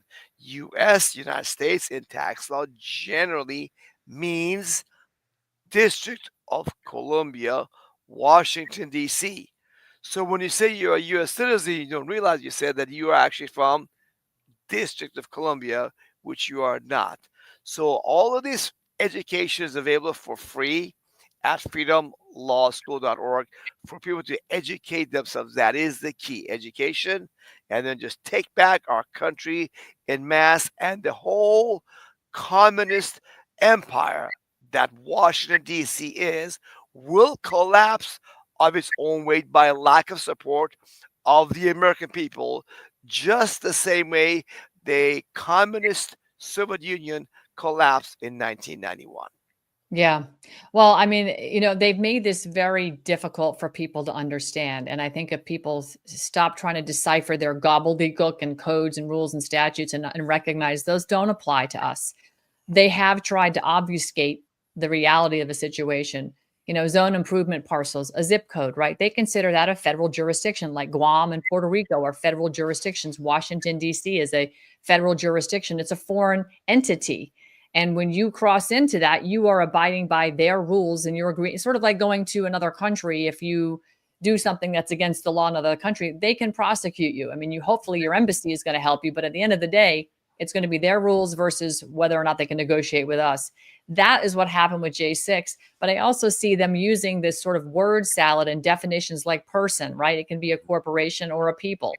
It can be a nonprofit or a for-profit. This is all stuff that's buried in Title 26, the tax code. And I guess, Joe, since you are, someone that worked in the tax environment, you work for the IRS, what was the first tip for you? Was it the word salad and all this sort of linguistic gymnastics, word semantic gymnastics that you recognize as fraudulent? Or is it just the fact that you realize if you looked at our Constitution, we were supposed to only tax based on tariffs and not what they're doing to us today? Well, probably, I mean, I have to take fault for myself, but also if you look at my training and experience, when you get a degree, my degree is from San Jose State University in California, and you take a tax class, and the tax class isn't about the foundations of the income tax and the constitutionality. It's more about, what deductions can you take and how much mortgage interest can you deduct, and is this kind of is a loan taxable, and things that are very superficial compared to the inner workings, the nuts and bolts of the income tax.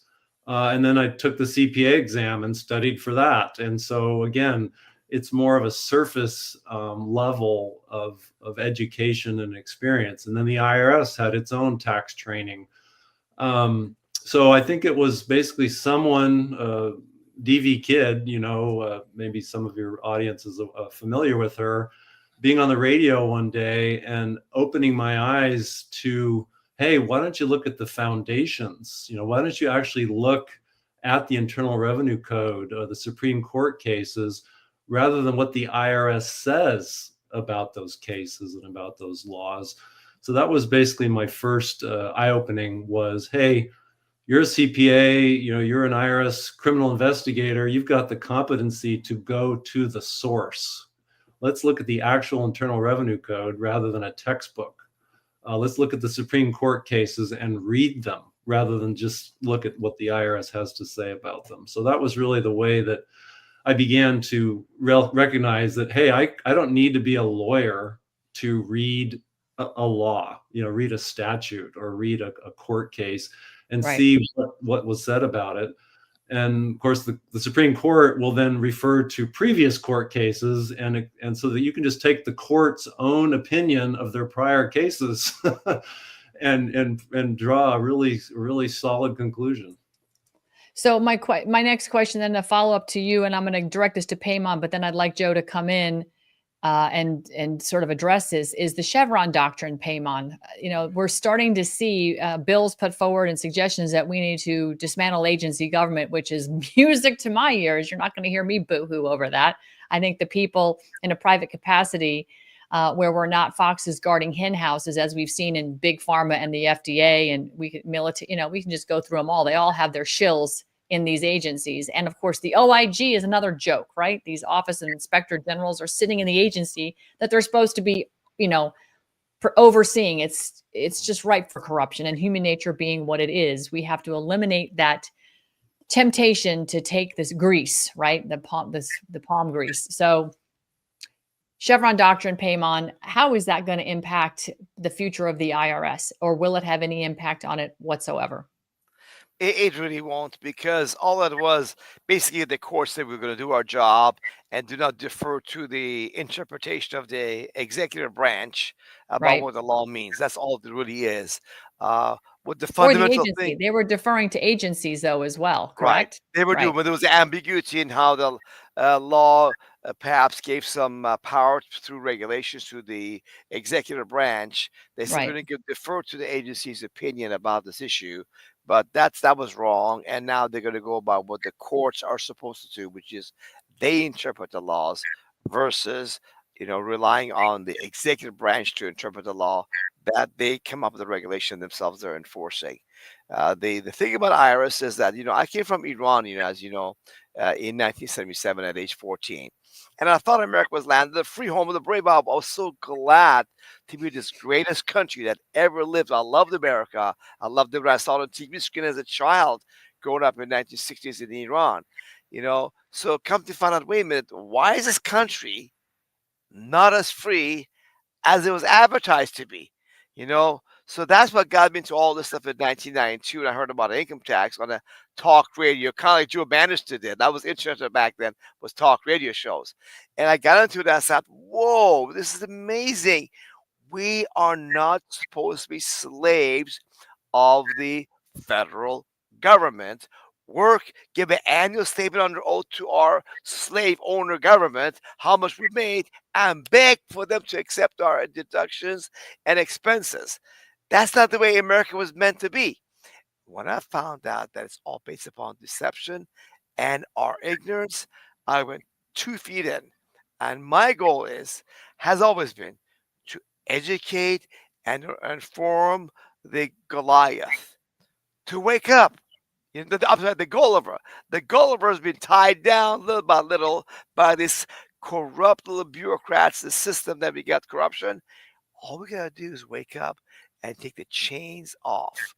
And we can have America be free of the income and payroll taxes completely overnight and go back to the tariffs and taxing foreigners that made America great throughout the 1900s. Yeah, I agree. I'm looking forward to restoration of that. I think that the highest revenue we ever had in this country was in the late 1800s, 1870s, 1880s, based on tariff revenue, and we didn't have income tax. So to restore that would, I can't even imagine what the next phase of our stock market and financial health is going to look like in this country when we restore sound money and we abolish the Fed, another albatross on all of us that just arbitrarily, they can lower rates, but the banks don't, right? The banks are still raising rates on mortgages while the Fed is lowering them. And so the arbitrage between the two, of course, banks are having record profits today. The banking reports coming out, and it's insane. People are homeless, right? They can't afford mortgages. Everything is so out of, the hyperinflation, et cetera. All this has got to be completely reset. Joe, that question I asked Paymon, there's a blog out there that I've followed from time to time, just out of curiosity. And they have a little bit of a different perspective on this. And I just want to get your perspective. And it goes back to the Chevron doctrine or Chevron deference reversal by the Supreme Court. They believe, and this is a blog that caters to the business community, that this change will lead to an increase in taxpayer challenges to IRS issued regulations and to greater uncertainty surrounding the application of the Department of Treasury regulations that are enforced by the IRS until Congress further clarifies a statute or Treasury issues new regulations that withstand judicial scrutiny. They may be behind the curve, particularly if President Trump is going to abolish the IRS. But do you see a little bit of wisdom in what they're saying, or do you line up with Paymon on his assessment? Well, I guess I'll set aside whether they're saying this like out of concern for the IRS, because I don't have any concern for if the IRS has to squirm more, that's what they deserve. Good. What I've seen, though, is the IRS, like Paymon, again, would probably be better to talk about this, but Section 1 as just one example of how the IRS will create, and with the Treasury Department in tandem, will create these regulations that are outside of the statute, outside of the boundaries of the statute. And isn't that what Chevron was basically talking about, is where the agency, especially with the IRS, because if our claim is true, which I've staked my entire life and reputation on, right, that the laws don't apply. They're constitutional as written, but they're not enforced as written. And so what the IRS does is through their literature and the media and the regulations, they try to bootstrap authority that isn't there in the laws as written. And Right. so I think that you better believe it's going to cause uncertainty. And I'm glad to see it. I just don't know if it'll be quick enough. And that's why I think it's great. I'm really grateful that you have us on your show to talk about these issues, to try to wake up the American people, just like you have about the immigration issue and so many issues that you've certainly woken me up. So I'm really grateful to have this opportunity to talk about this topic as well. Well, I think this is probably one of the most important talk. I mean, we've got J6 prisoners that need to be, commuted, their sentences immediately commuted, and pardons following as quickly as possible. Obviously, there's some people that have weapons charges and whatnot. We got to go through that, but we got to really define what the weapon was. Was it a Coke bottle? What are they defining as a weapon? Because as far as I know, the only people that got shot were patriots, and they were shot by the government. So, there's that, setting that aside. We've got to deal with that. We've got obviously President Trump, releasing information today about the hostages being released, and, a peace deal is forthcoming in the Middle East. He's not even in office and he's negotiating these things. This is the power of what this man brings to the table, which I think is extraordinary. But, one of the biggest problems I see in our country that has allowed us to be, degenerate to the point where we find ourselves today is the fact the IRS forced both parents into work. It reduced the nuclear family when both parents had to work in order to afford food on the table because taxes were robbing people blind. And that has led to the degeneration of the nuclear family. It's led, and then of course, the public education system, Jimmy Carter, the Department of Education, all of it is this layered approach to destroying the republic and the people that have made this country so great through ignorance and not understanding, not because they're not smart. They're ignorant to what they don't know. It's that I don't know what I don't know category. And this topic, I think, if you can give people, a 30% boost in their bottom line by getting out of the income tax, that goes a long way to restoring the nuclear family. It goes a long way to people's wealth and health and being able to afford their own future, as opposed to relying on the pittance of Social Security, which is eclipsed by the amount of money that illegals are getting paid. I mean, the injustice just goes on and on and on with what they're doing to us. Payman, when people come to you and go, well, if I'm not paying my income tax, does that mean I don't get to draw Social Security? What do you tell them? Well, they can if they want to, although I'm not a socialist, that I don't believe any of this socialist schemes at all in the first place. But if people want to take that money, they can, because they were duped and deceived to pay into this corrupt system that the money was spent right away. There was no such thing as a Social Security trust fund to begin with. But we need to have a way to phase people out. The thing of this whole dependence on the U.S. government, and we can do it. The biggest items of a budget is the military and all this welfare. But all this welfare, like we have Medicare, things like that, are they actually funding the big insurance companies, pharmaceutical companies, the hospital systems that are become corrupt? They're not really helping people. Okay, when Robert F. Kennedy Jr. takes care of this corrupt medical health system that we have, we can cut that budget tremendously. There's so much waste and fraud in the Department of Military that we can save a lot of money. And only 6% of federal workers show up to job to work full time. So we can get rid of all this stuff that's going on out there and be completely safe. But the challenge is educating Americans not to be afraid of our public servants. IRS works for you and me. But the problem is we don't have the knowledge to have the confidence to deal with our own public servants in the IRS, and I've been under criminal investigation and other investigations by the IRS for over 30 years before I even started freedom law school, way back starting in 1994. Here I am, not in prison. IRS has never tried to indict me. Joe Bannister, the IRS shut him up by indicting him, and they lost a shot back in the face, and they're leaving Joe Bannister alone. And neither one of us, for over 25 years, have filed or paid any federal income, payroll, or self-employment taxes. So American people, you have a chance to be free. All you gotta do is plug it in, Go to freedomlawschool.org. The information is there for free, so you can be free, have America become a free country once again together. Yeah, it's just tremendous what you've managed to do, and to prepare people and to show people how they can get around from this. I call it the slave labor albatross.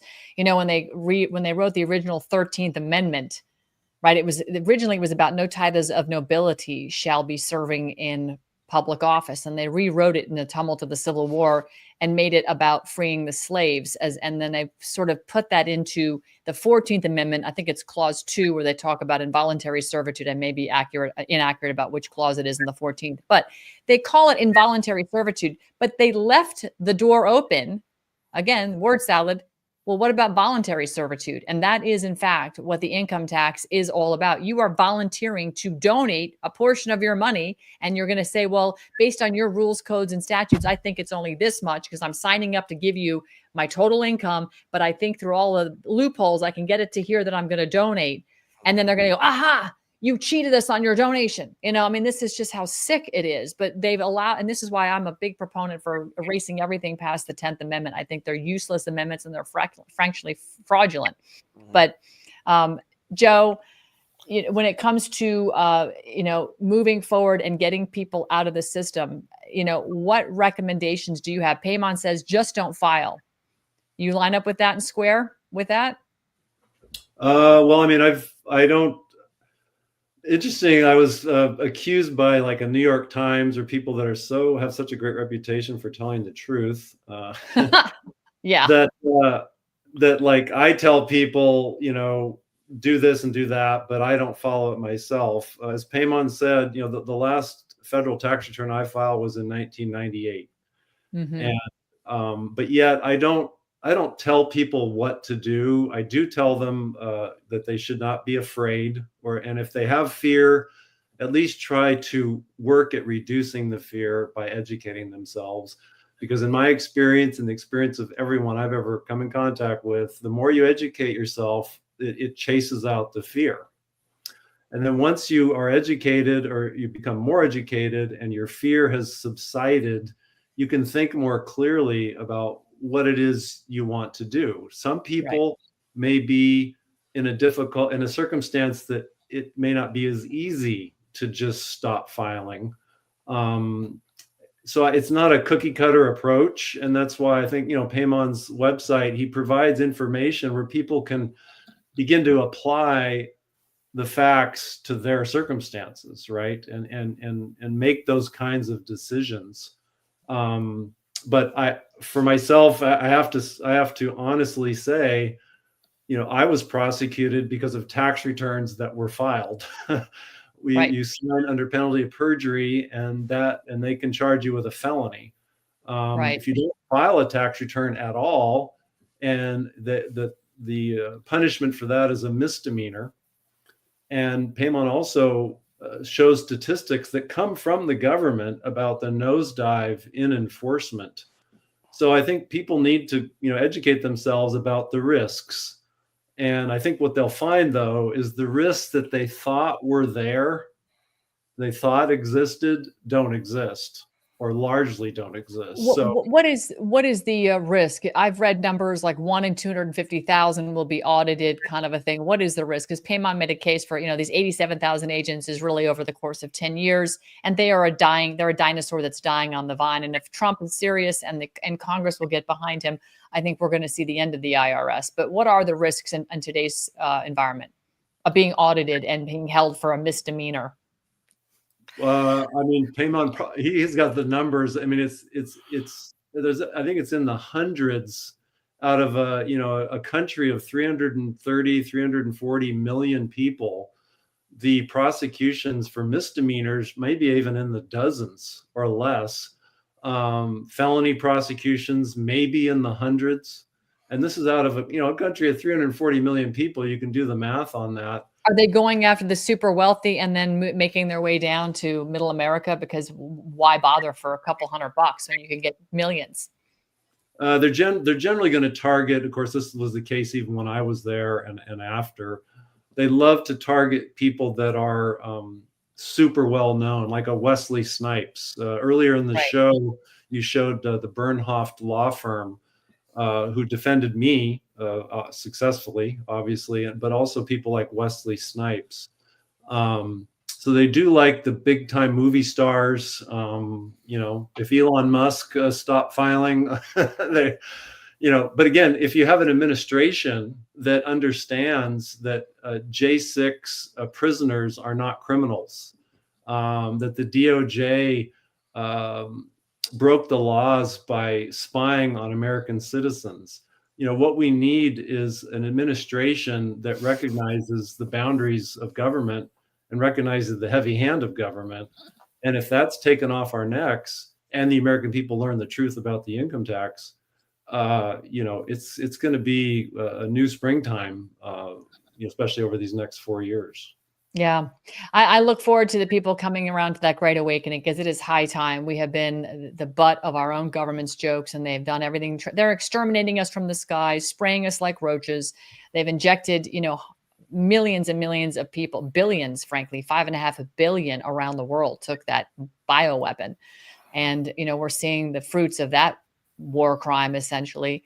This is a regime of people that are worldwide that have a very sick ideology on where the world should be. We are really at their disposal, is how they see it. And our founding fathers designed this completely 180 degrees opposite of what is being delivered today. Our original Constitution, if we could ever get back to it, and I believe that's what President Trump is trying to do, restore the republic and get us back to the organic Constitution and strip these codes off and send these agencies out into the field as nonprofit organizations of volunteers, not from the industry in which they're regulating, supposedly. And I wouldn't even like to use the word regulation. It should be oversight. We've got to really clean this up, but it requires we the people. And what you're talking about in Paymon, you're talking about is education, and it's incumbent on the people having to learn. It's not just going to get into your head through your pillow. If you put the YouTube video of Paymon behind you, you're not going to learn it that way. You've got to engage in the process. And this is your life. God gave you the brain and some feet and arms. Do with it as you will. So, gentlemen, I am grateful for your time today. Joe, I was looking for social media for you. Where can people follow you? You're just sort of all over the place if they Google your name. Joseph Bannister, it's at Joseph Bannister, I believe, on X. At Joseph Bannister. I'm going to look for it because I couldn't find it. There's, I think, maybe a few, but let's see. Just one in and Bannister. We're the Got you. Okay. I'm going to just put this out there so folks can see it, so they know how to follow you on X. This is your X account. Thank you very much. I'm glad that you told me that, because I did look, but I was probably spelling your name with 2 N's because I knew another Bannister way back in the day in boarding school, of all things. So I was spelling your name improperly. I apologize for that. And Paymon, I know that we can follow you at Freedom Law School. You also have an X account, but this is your website. You have done a ton of interviews. Thank you for your time today. I certainly appreciate it. And you do provide great resources. Is there anywhere else you want people to follow you? Just freedomlawschool.org is the best place for people to take the 7 steps to educate themselves to be free. Educate to be free. And that's really what it's all about. Well, gentlemen, thank you so much for your time today. This is an exciting time. I certainly hope that President Trump will take a listen to the two of you and take a meeting and put his best and brightest minds around this, because I think we can abolish and remove that cancer called the IRS, and hopefully the Fed at the same time, and really get this country off to that transition to greatness that he's been talking about, meaning the best is yet to come. And I think it's going to come from people like you with advising him on the process. So God bless you both. Thank you, Ann. Thanks for having us. You all have a great, absolutely have a wonderful day. I appreciate your time. Thank you. You too. Tremendous, absolutely tremendous to have resources like that you can bring on. And I'm proud to say, please go look at what they're doing over at freedomlawschool.org. Paymon has been a staple in this industry for a long time. I've known him for a long time. I know people who have used him, and successfully so. So this isn't rocket science per se. It's really looking at everything they've done in common sense, but it also goes back to the history of our country, and you need to know the history of our country.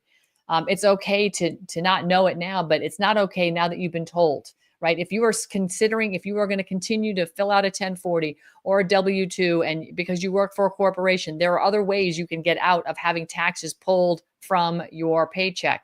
This is what Freedom Law School is all about. So let Paymon help you and bring home an extra 10, 20, 30, 40% in your paycheck.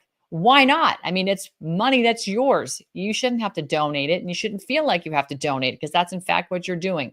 There is no law that says you have to pay personal income tax.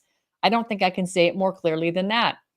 On that note, I want to remind everybody this is a show that is sponsored by people that I am very well invested in. And I just want to remind everybody, if you go on over to vandersteelhealth.com, this is a product. They have a bevy of products, but the one that I really rely on is my superfoods. I have these shakes every day. They are delicious. It's protein. It keeps me from, when I come home from a 7-miler and I drink one of those, I take my vitamins with it, etc. And I am good to go until about now, when I start to get a little hungry. Before I turn hangry, I'm going to say goodbye to you all, but please check out vandersteelhealth.com. I promise you, you are going to be thrilled with the fabulous. This is all, by the way, made in the USA, grown in the USA, organic, non-GMO, et cetera, et cetera. Great company, been around for 30 years, and I have been a user and a customer of theirs since 2021, January. So we're going into my 4th year, and I'm religious about the superfoods. By the way, I did lose 20 pounds after COVID on superfoods, just so you know. And then also, of course, if you are in the market for gold and you want to have a protection against inflation, which we see what's happening, but we also know President Trump, if you go through his Truth Social feed, you will see a lot of ads for gold. I use Augusta Precious Metals. These guys are fantastic. They are really consultative. They're educators. They will help you get up to speed on why gold makes sense for a portion of your portfolio. It's a hedge against inflation. It's also a hedge against other aspects in the markets, right? Stock market goes down, gold goes up. It's always kind of like this. You always want to have a portion of your wealth that stays relative to the value of the dollar. You always want to have a portion of that in your arsenal. And so if you have an IRA, for instance, that is got $50,000 or more, I highly recommend you give these guys a call at 888-782-9064. That's 888-782-9064. Or click the link below. It takes you right to this website. And, I just can't say enough about Augusta Precious Metals. I spent a lot of time with these guys on the phone, and they gave me one heck of an education. I could go as fast or as slow as I wanted to. There is no pressure. It is truly a consultative sale, and you will see these guys have the best customer service remarks, bar none, out there. I encourage you to compare them to other people in the business, and you will find out this is not a high-pressure company. So if you want to protect your wealth, by all means, head on over to Augusta Precious Metals.